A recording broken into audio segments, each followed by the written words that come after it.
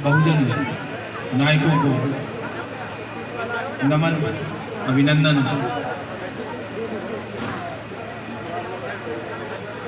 आज के बाबा साहब का जो जन्म समारोह यहाँ पर जो हमारी डॉक्टर भीमराव अम्बेडकर समाज कल्याण समिति ने आयोजित किया है, सबसे पहले तो मैं बहुत बहुत साधुवाद ज्ञापित करूंगा समिति के पदाधिकारियों को कि उन्होंने इतना अच्छा कार्यक्रम यहाँ पर आयोजित किया। मुझसे पूर्व में जितने भी हमारे वक्ताओं ने यहाँ पर वक्तव्य रखे, बाबा साहब की विचारधारा को लेकर, उनके मिशन को लेकर, उनके त्याग को लेकर, उनके समर्पण को लेकर। कार्यक्रम में मैं गाजियाबाद में इस समिति के आयोजन में पहली बार आया हूँ। सोचकर तो बहुत कुछ आया था, लेकिन चूंकि कार्यक्रम लेट भी हुआ, यहाँ पर जो हमारे खासकर स्टूडेंट्स बच्चे हैं वो सब चले भी गए। हमारे आयोजनों में सबसे बड़ी कमी यही होती है कि हम आयोजन के समापन से पूर्व भी जो भोजन का कार्यक्रम प्रारंभ करा देते हैं। मैं लगातार पिछले 20-25 साल से कार्यक्रमों में प्रतिभाग कर रहा हूँ। कार्यक्रमों का जो मुख्य उद्देश्य है वो भटक जाता है। लोग आते हैं, अपनी बात कहते हैं और चले जाते हैं। बुद्धालंकार बौद्ध जी ने यहाँ पर आज एक संदेशात्मक बात कही। मुझे नहीं लगता कि बहुत सारे लोगों के समझ में वो बात आई होगी, और अगर आई होगी तो देखेंगे अगली बार समिति के आयोजन में कितना परिवर्तन हुआ है। क्योंकि हम भी लगभग उसी विचारधारा के व्यक्ति हैं, दो टूक बात करते हैं, अनावश्यक भाषणबाजी में विश्वास नहीं करते। मैं बुद्धालंकार बौद्ध जी की बात को आगे बढ़ाऊंगा, क्योंकि कहीं न कहीं से मैं भी धम्मभूमि का एक सिपाही हूं, और धम्मभूमि जो कार्य कर रही है न केवल प्रदेश में बल्कि संपूर्ण भारत वर्ष में, वह कार्य अपने आप में अनूठा है। भंते जी के कार्यक्रम, प्रत्येक कार्यक्रम में एक संदेश होता है,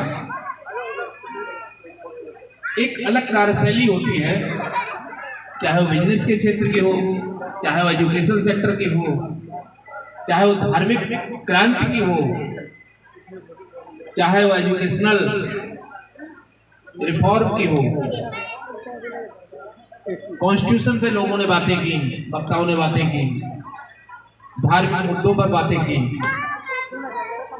लेकिन उन बातों को वास्तविक रूप से हम अपने जेहन में कितना उतारते हैं, प्रश्न ये है।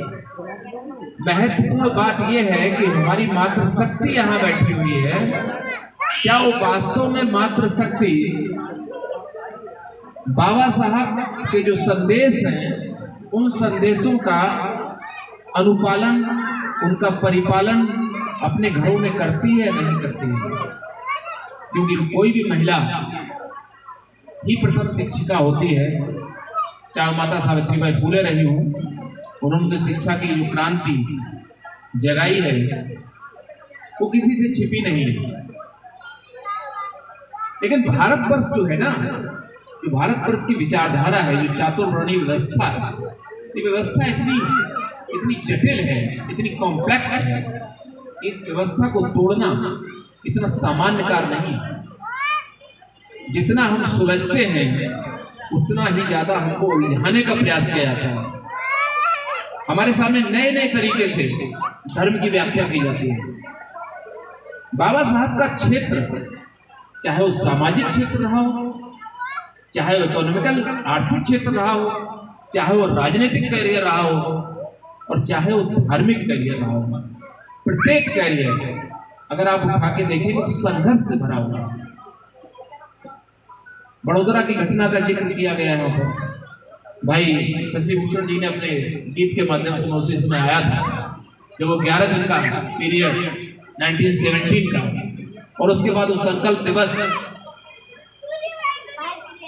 लगातार अनवरत। अगर डॉक्टर अम्बेडकर के आप जीवन शैली पर प्रश्न की वाचक निशान लगा के और फिर उसका सकारात्मक दृष्टिकोण से अध्ययन करें तो आप पाएंगे बाबा साहब के जीवन का, चाहे वो साइमन मिशन हो, चाहे आपका वो मनुस्मृति दहन दिवस हो, चाहे आपका महान क्रांति हो, चाहे कालाराम मंदिर का प्रवेश हो, राउंड टेबल कॉन्फ्रेंस हो, ओला कॉन्फ्रेंस की घोषणा हो जिसमें कहा हो कि मैं हिंदू पैदा तो हुआ जरूर लेकिन मरूंगा हिंदू नहीं। उसके बाद पूरा का पूरा जो हिंदू साम्राज्य था जो भयग्रस्त हुआ और उन्होंने लाहौर प्रजात पातौड़ मंडल, क्योंकि बहुत घटनाक्रम है, उसके परिप्रेक्ष्य में फिर जो भाषण था एनिहिलेशन ऑफ कास्ट, जाति प्रथा का संपूर्ण उन्मूलन, जिसकी तरफ भंते जी कार्य कर रहे हैं।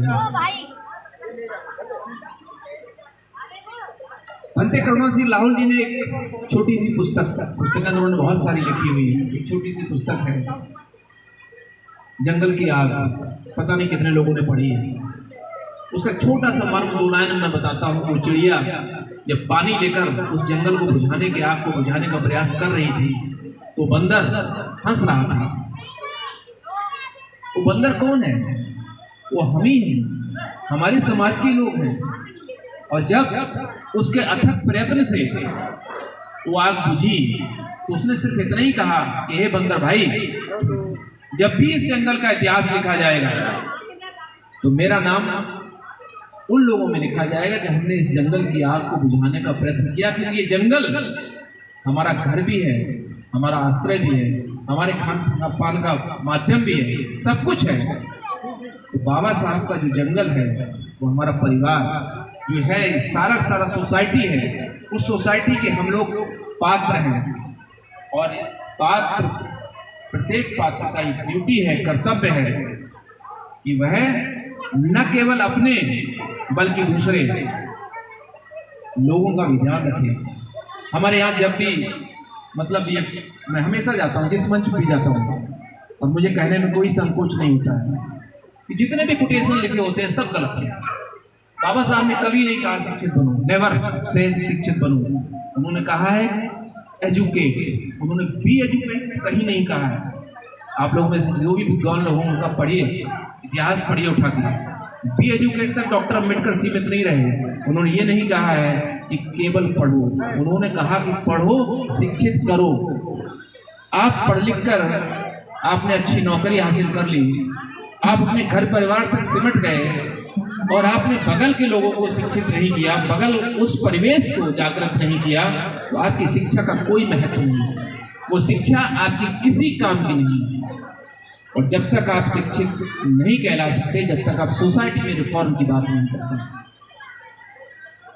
ये एजुकेशनल सेक्टर है। भंते जी हमारे एक नारा देते हैं कि बिजनेस के क्षेत्र में जाओ, नीचे दुकान ऊपर मकान। आज अगर हम यहाँ पर कार्यक्रम ये कर भी रहे हैं तो ये कार्यक्रम कैसे हो रहा है? ये आयोजक मंडल ने कहीं न कहीं से लोगों से सानिध्य प्राप्त किया, उनसे दान की पारमिता की अपेक्षा की। दान पारमिता के कारण ही कोई न कोई कार्यक्रम सफल होता है, कि कोई भी व्यक्ति अकेले कार्यक्रम सफल नहीं करा पाता। और जब व्यक्ति दान देता है तो वह पूरे अधिकार के साथ आपके कार्यक्रम में सम्मिलित होने आता भी है। जो पीछे भोजन चल रहा है, मैंने बहुत सारे अपनी लाइफ में बहुत सारे कार्यक्रम आयोजित कराए हैं। मैंने ऐसी जगह पर भी कार्यक्रम आयोजित कराए हैं जहां पर लोग ये कहते थे कि साहब आप प्रयास कर रहे हो। सहारनपुर मेरा कार्य क्षेत्र बहुत रहा और मैंने वहाँ कार्यक्रम जब संपादित कराए, आयोजित कराए, तो लोगों का यहाँ गैदरिंग नहीं होगी, ये भीड़ से पंडाल भागे भरेगा नहीं। मैंने वो गारंटी हमारी है कि हम इसको कैसे भरेंगे।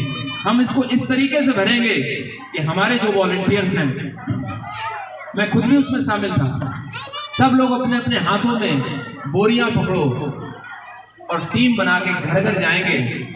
सबसे ये अनुरोध करेंगे, अपेक्षा करेंगे, हमको केवल एक कटोरी आटा दे दो, घर में आलू हो तो आलू दे दो, चावल है तो चावल दे दो, मसाला है तो मसाला दे दो, तेल है तो तेल दे दो।